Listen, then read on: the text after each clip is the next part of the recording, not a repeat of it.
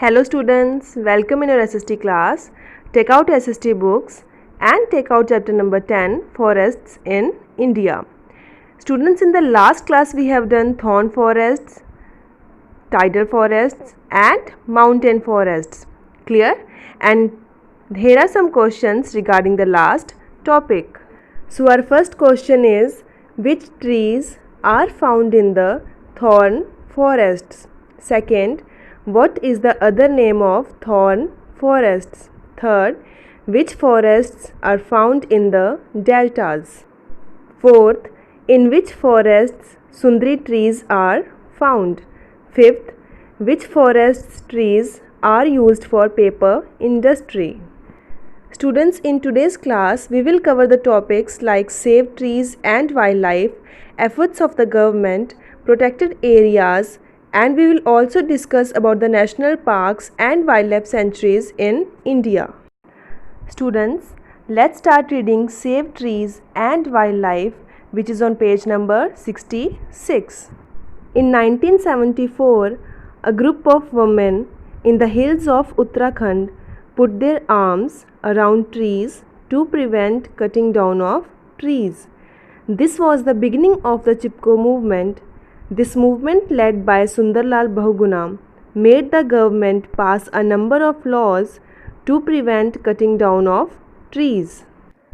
Students, have you ever thought if humans do not save trees today, they might end up buying oxygen in bottles in future?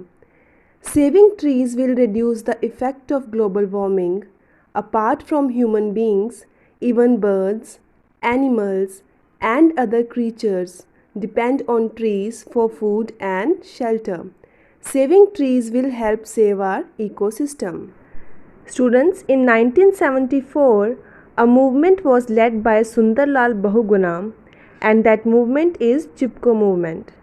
Chipko movement was a forest conservation movement in India, where women put their arms around trees to prevent cutting down of trees. Students, Chipko movement made the government to pass a number of laws to prevent cutting down of trees. Let's start reading efforts of the government. Our government now encourages many programs like social forestry movements and Van Mahotsav. These programs encourage people to plant trees. Students, this paragraph means that government have taken many steps or have launched programs to protect the wildlife and trees. Social forestry movements and Van Mahotsav are the programs taken by the government to protect trees, and these programs only motivate people to plant more and more trees. Let's start reading No More, which is on page number 66. The name Van Mahotsav, the Festival of Trees, originated in July 1947 after a successful tree planting drive in Delhi, in which national leaders like Jawaharlal Nehru, Dr. Rajendra Prasad, and Abdul Kalam Azad participated. Students, Van Mahotsav is an annual one-week tree planting festival in India which is celebrated in the first week of July. This festival of trees originated in July in 1947 after a successful tree planting drive in Delhi, where the leaders like Jawaharlal Nehru, Dr. Rajendra Prasad, and Abdul Kalam Azad participated. Let's start reading protected areas, which is on page number 68. Forests are home to a large variety of animals in India. The Government of India has declared several areas as reserved forests to protect wildlife and save natural vegetation.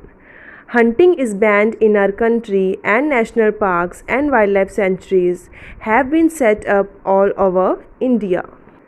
Students, this paragraph means protected areas of India include national parks, wildlife sanctuaries, biosphere reserves, reserved and protected forests, etc. Wildlife sanctuary and national parks are terms, and the meaning of wildlife sanctuary is a protected area where wild animals and birds are kept. And national park means an area reserved for preserving wildlife, forest, example Gir National Park. Students, we know that forests are home to a large variety of animals in India. The government have declared several areas as reserved forests, national parks, wildlife sanctuaries, etc. To protect wildlife and save natural vegetation, the government of India have banned the hunting of animals in India, and the meaning of hunting is shikar. Let's proceed with the next paragraph. A national park is a reserved area to protect wildlife and vegetation. A wildlife sanctuary is a reserved area to preserve the endangered species. At present, there are nearly 100 national parks and 500 wildlife sanctuaries in India. The meaning of this paragraph is: National park is a reserved area to protect wildlife and vegetation. Wildlife means undomesticated animal species and vegetation means plants. See, a wildlife sanctuary is a reserved area to preserve the endangered species. Endangered means in danger and species means a group of similar animals or birds. Students, at present there are nearly 100 national parks and 500 wildlife sanctuaries in India.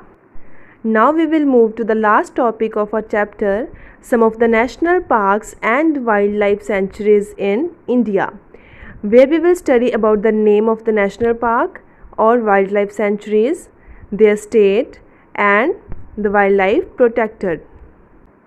At first number we have Kaziranga and Manas national parks. These are located in the state of Assam, and the capital of Assam is Dispur, right? And wildlife protected, there are elephant, rhinos, hippos, tigers and deer. At second number we have Corbett National Park, and it is located in the state of Uttarakhand. The capital of Uttarakhand is Dehradun. Tiger is the wildlife protected in Corbett National Park. At third number we have Sundarbans, and we have studied about Sundarbans in many chapters. These are located in the West Bengal, and the capital of West Bengal is Kolkata. Royal Bengal tigers are very much famous in Sundarbans, and they are protected there also. Students, next we have Gir National Park. Gir National Park is located in Gujarat. The capital of Gujarat is Gandhinagar. Asiatic lions are protected in the Gir National Park. Next category we have is Periyar Wildlife Sanctuary. This is located in Kerala, and the capital of Kerala is Thiruvananthapuram. And elephants are being protected in the Periyar Wildlife Sanctuary. The last category we have is Vedanthangal Bird Sanctuary. This is located in Tamil Nadu, and the capital of Tamil Nadu is Chennai. Birds are being protected here. So students, with this only we have completed this chapter, and in this chapter we have studied about forest, its types, and also about the efforts of the government and protected areas.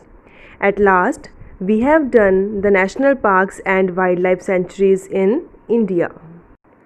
Now your homework is to read this chapter and do exercise A, B and C on book, and do exercise D and HOTS on copy. Thank you.